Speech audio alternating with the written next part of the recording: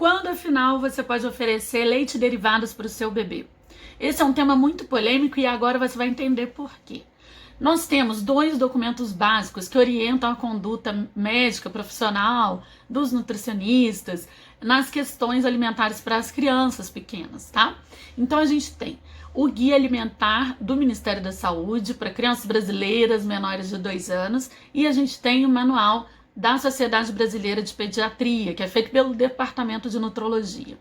O Guia Alimentar do Ministério da Saúde sofreu uma alteração há pouco tempo e trouxe dos 12 para os 6 meses a orientação de introdução de leite e derivados. A Sociedade Brasileira de Pediatria permanece firme no posicionamento de que essa introdução somente deve ser feita após 1 ano de idade. E aqui vai a minha opinião profissional. Bom, primeiro eu acredito que essa alteração que foi feita no Guia Alimentar pelo Ministério da Saúde tenha mais a ver com questões de saúde pública, ou seja, que unem ali não só a questão de saúde, mas também interesses financeiros e despesas que o governo pode acabar tendo.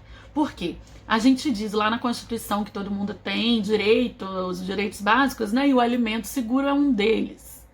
Porém, a gente diz também num documento público que o leite não é adequado para crianças menores de 1 ano. Só que, pessoal, sabe o que acontece lá no SUS? Existe um preparo do pediatra para oferecer o leite diluído de uma forma segura, não é o melhor alimento é o leite materno, na sua impossibilidade é a fórmula infantil. Mas uma família de baixíssima renda não tem a possibilidade de acesso à fórmula infantil, não tem aleitamento materno. É feita uma orientação de diluição do leite de vaca.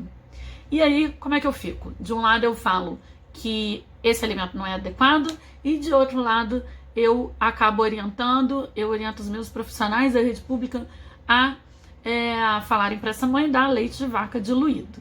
E aí fica essa inconsistência. O que acontece?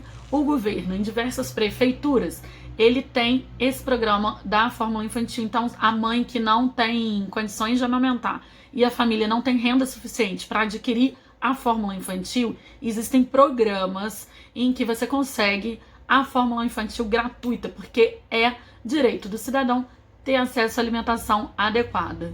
Não que isso seja cumprido, né? Mas é o nosso direito e isso acontece aqui em Juiz de Fora, isso acontece, tá? Em geral, feito por programas das prefeituras.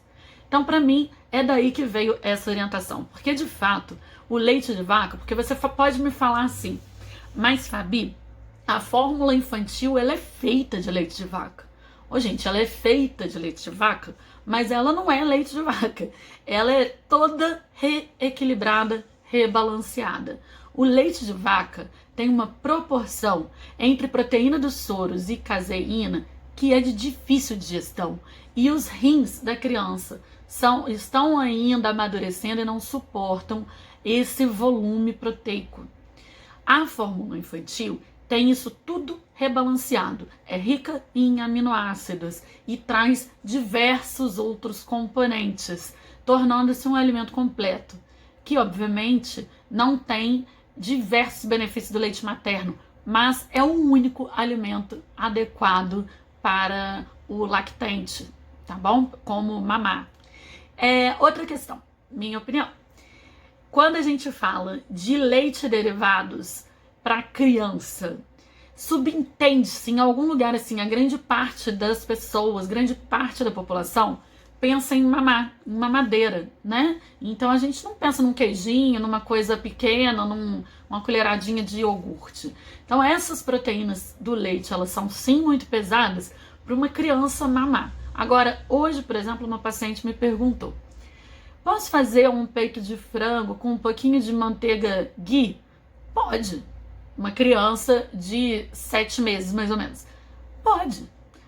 Você não tem motivo para fazer essa introdução do leite de vaca, mas esse uso muito pequeno, esporádico, a criança que ela compartilha a comida da família e ali teve algum contato com um derivado do leite, principalmente, né?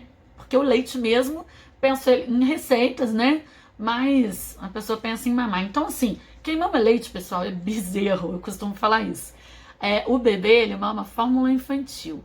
E após lá os 2 aninhos, quando ele já tá, né? Num aninho a gente já tem uma transição, que é possível, mas lá depois de uns 2 aninhos, e quando esse bebê desmama, o leite de vaca ele nunca vai ser um substituto do leite materno ou da fórmula infantil.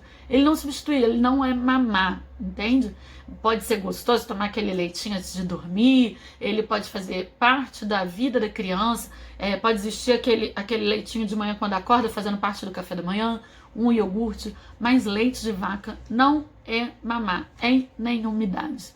Ou seja, para resumir, ele pode ser oferecido apenas após os 12 meses, sendo que desde a introdução alimentar não vejo problemas de uma apresentação muito pequena, esporádica, sem confundir o leite de vaca e a introdução do leite derivados com a mamadeira.